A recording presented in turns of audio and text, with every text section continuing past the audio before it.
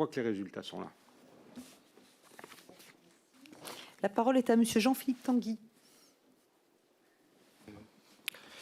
Merci Madame la Présidente, Monsieur le Ministre, chers collègues. Écoutez, je n'ai pas compris dans votre exposé quels sont les moyens concrets et précis que vous mettez, que l'État met à disposition pour mettre hors d'état de nuire toutes ces formes de terrorisme d'extrême droite et tous ces mouvements qui légitiment ou font appel à la violence ou diffusent des thèses qui peuvent amener à la violence. J'ai entendu beaucoup de confusion, beaucoup de concepts, mais je n'ai pas entendu de moyens concrets mis à la disposition de nos forces de l'ordre, pardon, ou de nos moyens de renseignement pour que les menaces soient éliminées.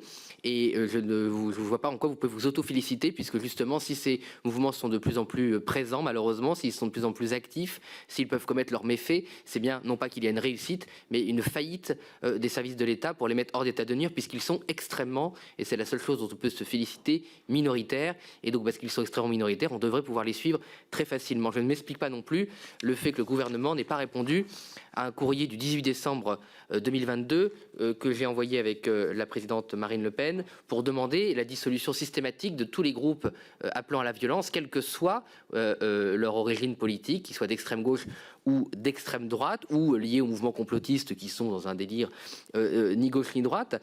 Donc je ne comprends pas pourquoi il n'y a pas de réponse de la Première ministre, mais aussi pourquoi il n'y a pas en fait de dissolution à la mesure du nombre de groupes qui existent et de la menace qu'ils représentent. J'ai l'impression, une fois de là, comme d'autres mouvements malheureusement, vous cherchez finalement à peut-être utiliser ces mouvements pour faire de la politique au lieu de lutter vraiment contre. Et enfin, je suis très inquiet par l'amalgame que vous avez fait avec le crime épouvantable antisémite dont a été victime Mireille Knoll, mais d'une manière générale, tous les meurtres et violences antisémites qui sont commises dans notre pays depuis l'après-guerre, et en tout cas depuis les dernières années, au moins depuis l'attentat de la rue après l'attentat de la rue de Copernic, sont essentiellement évidemment et malheureusement des assassinats ou des violences d'essence islamiste. Donc je ne vois pas qu'est-ce que la tragédie qu'a connue Mireille Knoll et sa famille vient faire là-dedans. Et pire, ça m'inquiète, c'est-à-dire qu'il y a visiblement une confusion dans votre esprit dans les moyens qu'il faut attribuer contre l'extrême droite et contre les violences antisémites qui viennent de l'islamisme majoritairement. Merci, Monsieur Tanguy.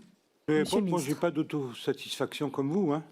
J'essaie juste de bosser, de travailler. Je ne suis pas satisfait parce que, comme tous les citoyens, comme tous les citoyens, nous devons lutter contre les extrémismes, qu'ils soient d'ultra-gauche ou d'ultra-droite, contre la violence terroriste.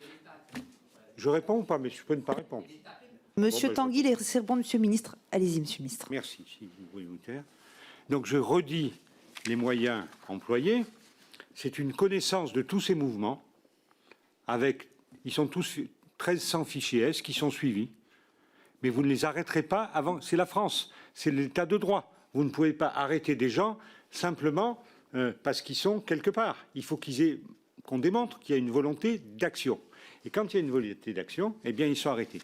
Ils sont surveillés par des moyens que moi-même je trouve hors du commun.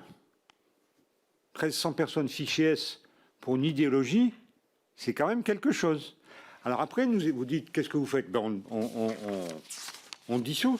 Génération identitaire en 21, Alvarium novembre 21, les Zouaves de Paris janvier 2022, Bordeaux nationaliste février 2023, et ça continuera. Ça continuera. Ils continueront à être fichés, suivis, et les associations constituées qui prônent ce type d'action n'ont pas leur place dans la République. Elles sont donc dissoutes. Et sur les moyens, je vais vous dire, on n'en manque pas. Voilà. Je n'ai pas entendu, pour avoir interviewé M. Lerner, pour avoir interviewé la sécurité publique, voilà, le projet, la plateforme Pharos est là, ils sont suivis, mais non, on ne les arrêtera pas avant qu'ils aient montré leur volonté d'agir. C'est ça aussi ma République. C'est peut-être pas la vôtre. Je vous remercie, Monsieur le Ministre. La parole est à Mme Nathalie.